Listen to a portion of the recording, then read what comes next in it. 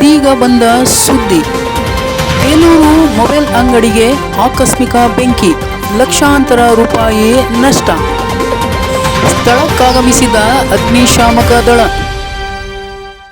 ಆಕಸ್ಮಿಕ ಬೆಂಕಿ, ಲಕ್ಷಾಂತರ ರೂಪಾಯಿ ನಷ್ಟ.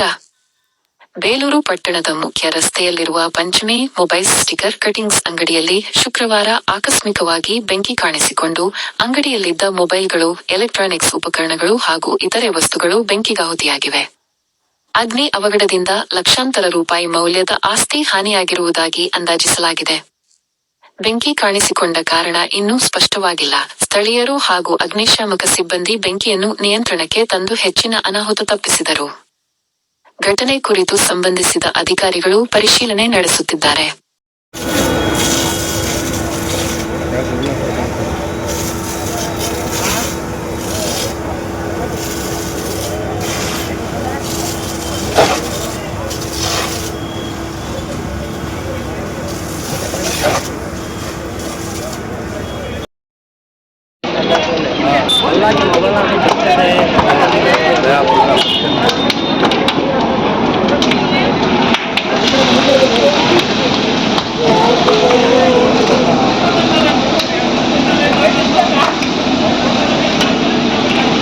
ಇಲ್ಲ, ಸಿದ್ಧ ಮಾಡಿದ